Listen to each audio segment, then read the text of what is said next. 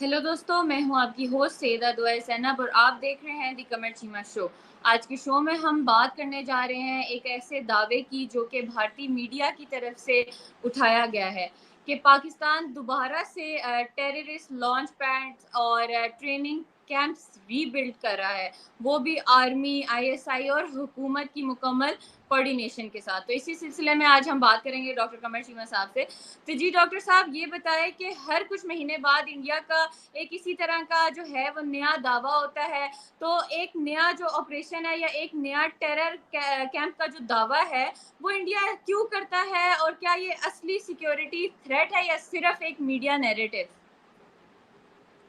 Ji, thank you Dua. देखें, पहली बात तो ये समझने वाली है कि भारत ने रिसेंटली कहा था कि उनका जो ऑपरेशन सिंदूर है वो जारी है। अगर आपको याद हो, थोड़ा अर्सा पहले प्राइम मिनिस्टर मोदी ने जब ऑपरेशन सिंदूर उन्होंने किया पाकिस्तान के खिलाफ और पाकिस्तान में कुछ 8-9 शहरों पे हमले किए, तो नरेंद्र मोदी साहब ने उसके बाद कहा जनाब कि ये ऑपरेशन सिंदूर चल रहा है, ये ख़त्म नहीं हुआ और ये चलता रहेगा। इस पे ज़ाहिर बात है, जो गवर्नमेंट ऑफ पाकिस्तान है वो मुसलसल इस चीज़ को वो कर रही है, ऑब्जर्व कर रही थी, और गवर्नमेंट ऑफ पाकिस्तान ने इसके ऊपर काफ़ी काम भी किया हुआ है कि हमें कैसे चीज़ों को लेके चलना है और क्या करना है। बहरहाल ये अपनी जगह पे एक चैलेंज जो है वो मौजूद है, लेकिन देखना ये है कि इंडिया ने ये जो नई बात शुरू की है कि जनाब हम तो टेरर कैंप बना रहे हैं। अभी तो देखिए, इंडिया के पास तमाम रिसोर्सेज मौजूद हैं, पैसा है, फौज है, आर्मी, पुलिस, सारा कुछ मौजूद है।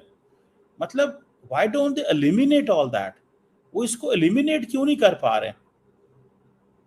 अब देखें, मजे की बात देखें, जब ये ऑपरेशन सिंदूर किया, इससे पहले ऑपरेशन से पहले और बाद में भी कश्मीरी जो थे उनके घर तोड़े गए, गिराए गए, उनको मारा गया, उनको जो उनका दिल करता था किया।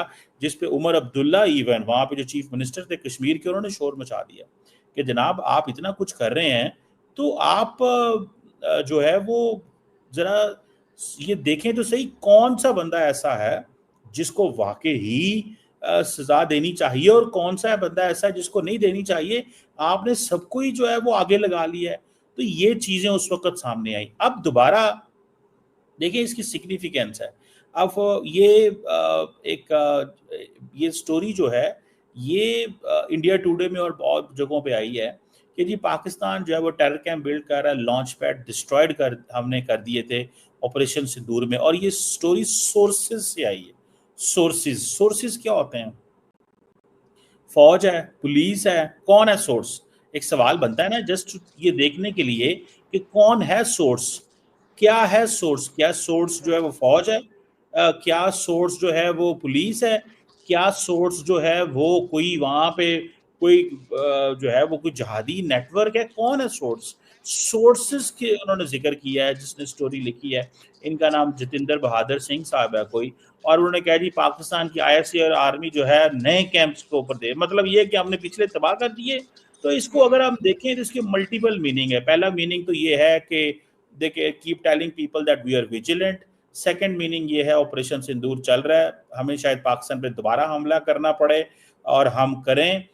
थर्ड ये है कि इसका मतलब ये है कि हो सकता है ये वहां पे क्रैकडाउन तेज कर दें, मजीद क्रैकडाउन कर दें, और जो अगला क्रैकडाउन कर रहे हैं उसकी जस्टिफिकेशन ढूंढें कि भाई ये क्योंकि हम क्रैकडाउन इसलिए कर रहे हैं बिकॉज पाकिस्तान ने मजीद टेरर कैंप्स जो हैं उनको सपोर्ट करना शुरू कर दिया है, या टेरर कैंप्स वहां पे आ गए हैं। सो मुझे ऐसे लगता है कि ये जो माइंड सेट है इस वक्त वो ये है इसके ऊपर। और दूसरा फिर ये है कि वो ये कह रहे हैं कि जी 4 लॉन्च पैड जो हैं इंटरनेशनल बॉर्डर्स के ऊपर रीएक्टिवेट कर रहे हैं। वो कह रहे हैं 4 लॉन्च पैड्स हैं। अच्छा, सवाल ये है कि इनके पास ड्रोन्स हैं, तो क्यों नहीं अपने ड्रोन्स के जरिए सर्वेलेंस करते हैं 24/7?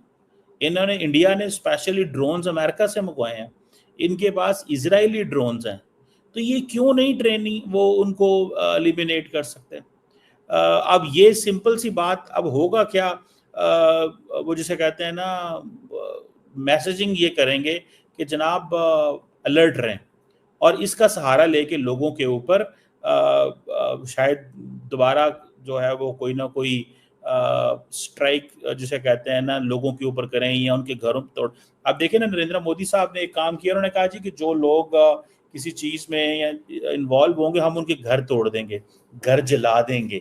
ये जो घर तोड़ने वाला और जलाने वाला है ना, ये एक बड़ा एक डिफरेंट किस्म की चीज है। This is not happened before. अच्छा, अब उसमें यह है कि अगर एक घर में 6 लोग रहते हैं, 5 लोग रहते हैं फॉर एग्जाम्पल, अगर उसमें से एक बंदा इन्वॉल्व है और बाकी फैमिली को नहीं पता, तो आप सारी फैमिली के घर तोड़ देंगे। और अगर वो घर उसका नहीं है, वो किसी के घर में रह रहा है, वो अगर अपने बाप के घर में रह रहा है या उसकी पोजीशन ऐसी है, तो ये इसका क्या करेंगे वो। सो मुझे ऐसे लगता है कि ये प्राइम मिनिस्टर मोदी जो है वो उनकी ये जो पॉलिसी है, खास तौर पे जो अमित शाह साहब वाली, कि वो ये समझते हैं कि नहीं यार, हमने इनको जो है ना टफ टाइम देना है और माफ नहीं करना किसी कीमत पे भी, जो मर्जी हो जाए। So I think that's where I realize कि चीज़ें जो हैं वो भारत और पाकिस्तान के बीच में दोबारा ख़राब हो सकती हैं। आपको पता है कि पहले भी ये बात चली थी कि भाई पाकिस्तान पे हमला करो, दुनिया को भी ये यही कह रहे हैं, और फिर कह रहे हैं कि ऑपरेशन सिंदूर भी अभी चल रहा है, वो ख़त्म नहीं हुआ। So I think that's where things are, that's where जिसे वो कहते हैं ना सिचुएशन, उससे ये पता चलती है कि कोई खराबी है। और शायद कई लोगों का ये कहना है कि क्योंकि अभी वहाँ पे पॉलिटिकली जो जिसे कहते हैं ना इलेक्शंस वगैरह भी चल रहे हैं, तो इट विल कंटिन्यू। सो ये बड़ी प्रॉब्लमैटिक पेनफुल चीज होगी अगर एक दोबारा हमला पाकिस्तान के ऊपर होता है।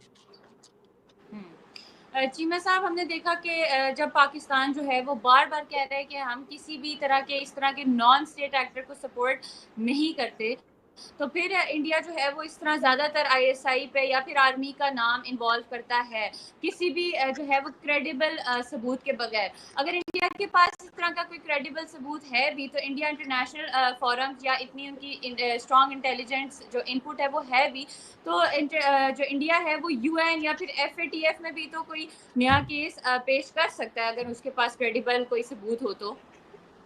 देखिए दुआ, ये बात थोड़ी समझने वाली है। देखें जो पिछला जो कुछ हुआ है, इंडिया ने पाकिस्तान पे हमला कर दिया, सबूत नहीं दिए। आपको याद होगा पाकिस्तान के प्राइम मिनिस्टर ने ये कहा था कि हम वी आर रेडी, कि अगर आप जो है वो इंक्वायरी करवाएं, हम रेडी हैं अगर आप इंक्वायरी करवाएंगे। अब क्वेश्चन ये है कि ये इंक्वायरी करवाते नहीं है। अगर इंक्वायरी करवा दें तो it will be all good. अब फॉर एग्जाम्पल पाकिस्तान, मुझे याद है उस वक्त शहबाज शरीफ साहब ने ये कहा था कि हम इंक्वायरी करवाने को तैयार हैं, आए आप सामने आए और आके अपना मौक़िफ़ दें, किसी थर्ड पार्टी को बिठा लेते हैं, आप भी अपनी बात करें, हम भी अपनी बात रखते हैं, और अगर हम इन्वॉल्व हैं तो हमारे बंदे कोई इन्वॉल्व हैं या हमारे सिस्टम का कोई बंदा इन्वॉल्व है तो बताएं हमें। अब होता यह है कि ना तो इंडिया इस चीज़ में पड़ता है कि जो कि ये कहे कि हाँ जी हमने इंक्वायरी करनी है। अच्छा, फिर वो एक और लॉजिक ढूंढते हैं, वो जी जो पिछले जो फॉर एग्जांपल मुंबई ब्लास्ट हुए थे, उसका भारत ने आपने क्या किया, तो उसका मैं देख रहा था कि उधर जो मुंबई पे जो हमला हुआ था, उसमें जिन लोगों ने आना था वो बंदे पाकिस्तान आए ही नहीं। उन्होंने आके यहाँ पे पाकिस्तान की अदालतों में आके अपनी गवाही देनी थी।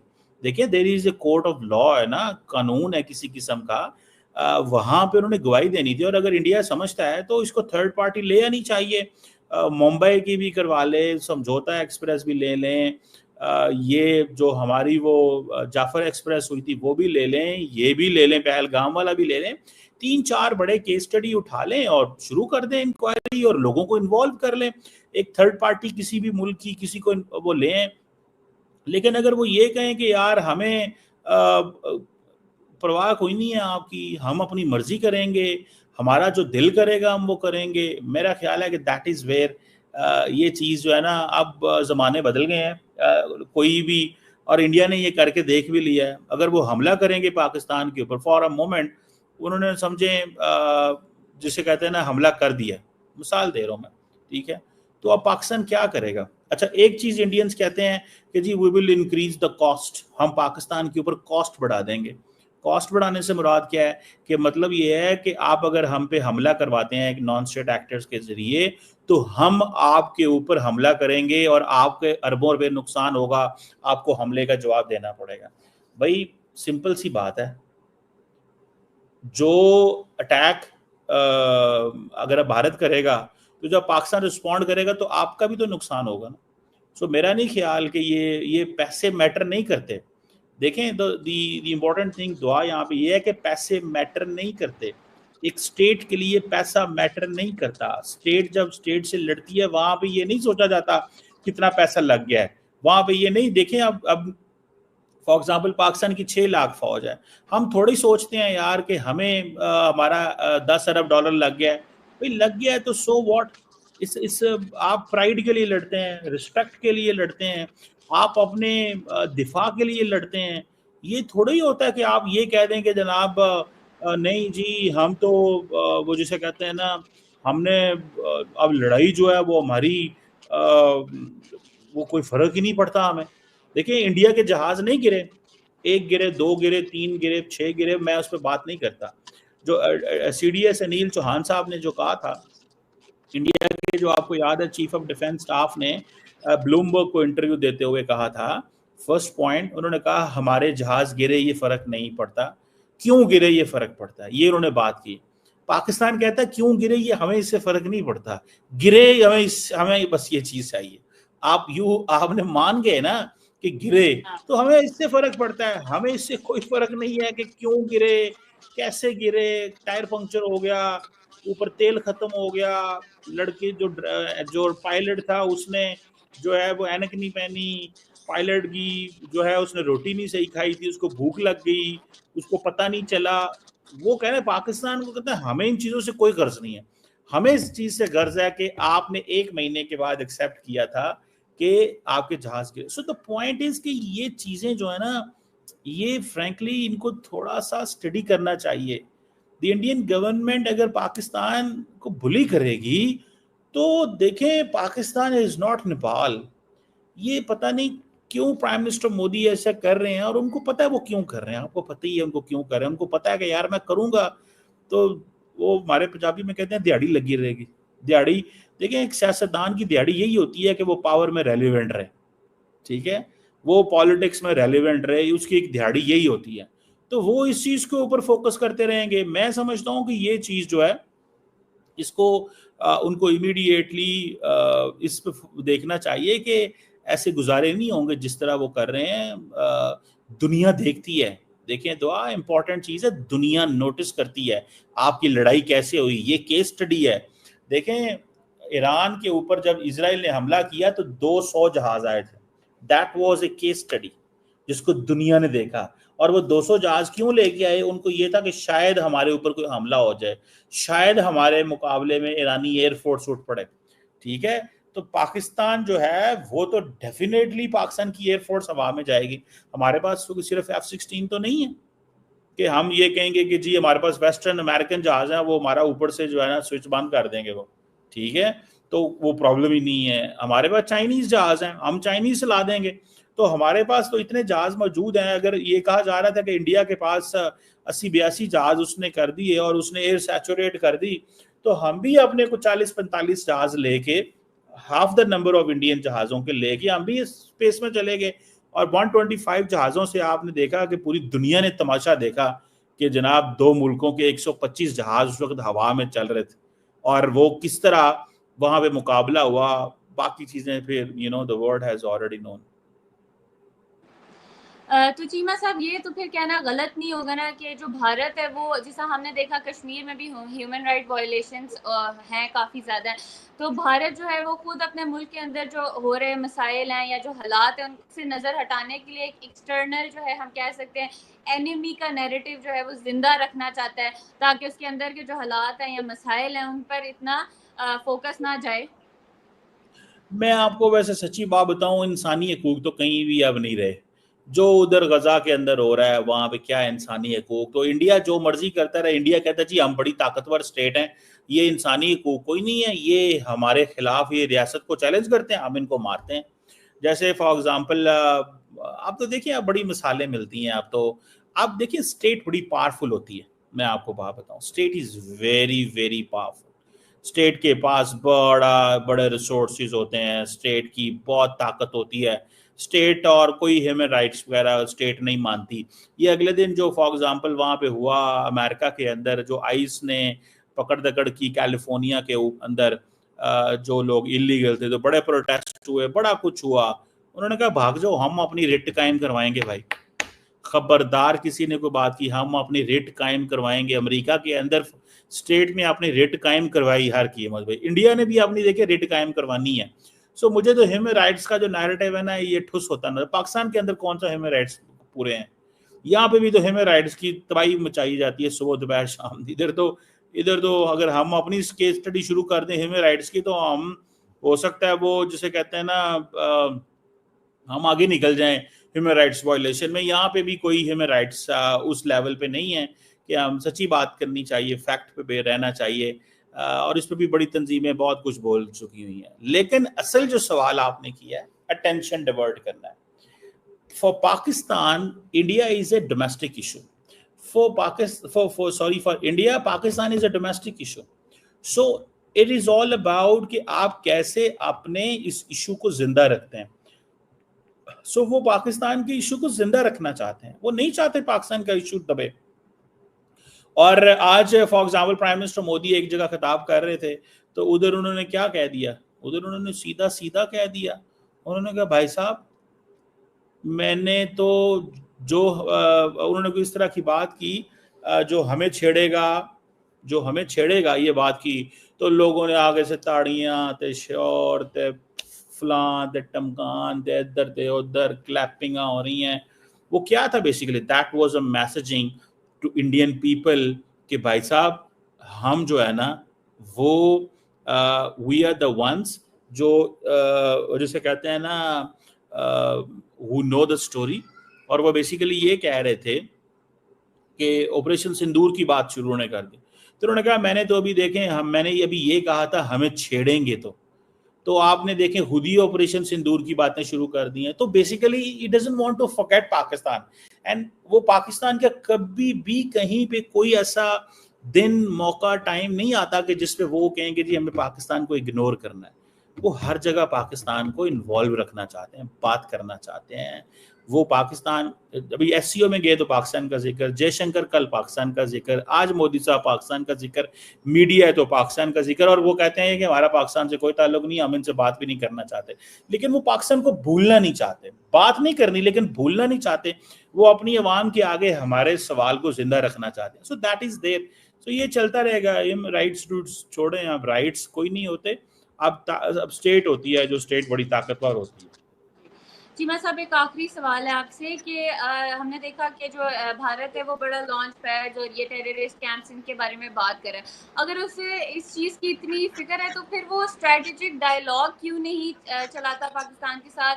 क्यों वो हर वक्त मिलिट्री ऑपरेशंस या फिर सर्जिकल स्ट्राइक की ही धमकियां देते हैं? क्या डायलॉग करें? अगर डायलॉग करेंगे तो मामला ठीक हो जाएंगे। डायलॉग तो नहीं करना।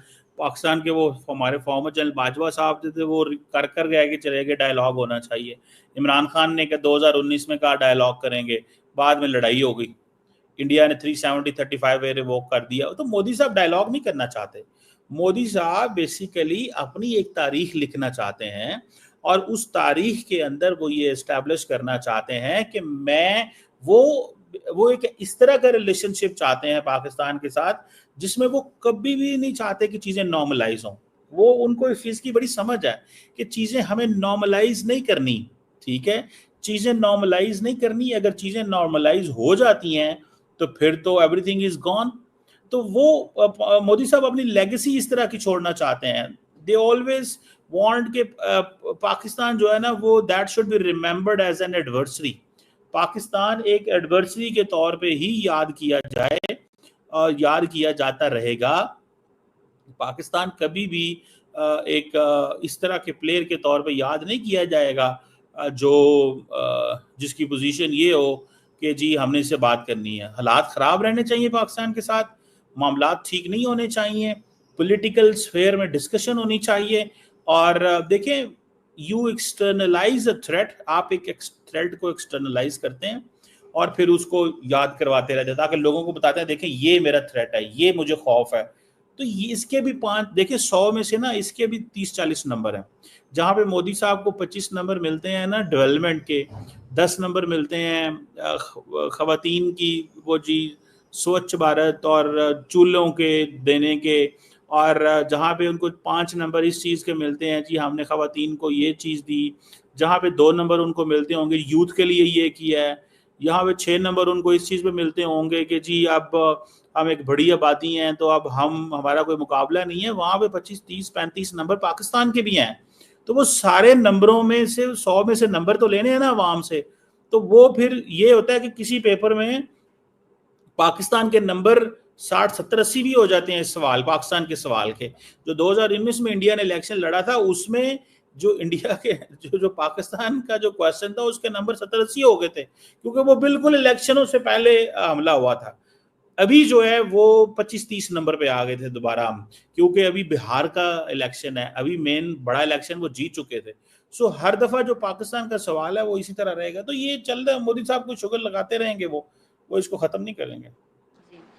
जी, बहुत शुक्रिया चीमा साहब। तो दोस्तों आज हमने बात की इंडिया की तरफ से किए गए, भारतीय मीडिया की तरफ से किए गए एक ऐसे दावे पर जो पाकिस्तान के बारे में टेररिस्ट लॉन्च पैड्स और ट्रेनिंग कैंप्स के बारे में था। हमने इस पे डिटेल डिस्कशन की और हमने देखा कि पाकिस्तान ने बार बार कहा कि हम किसी भी तरीके के नॉन स्टेट एक्टर को सपोर्ट नहीं करते। Let's see where it goes. फिर मिलेंगे एक नए टॉपिक के साथ नए एपिसोड में। Take care.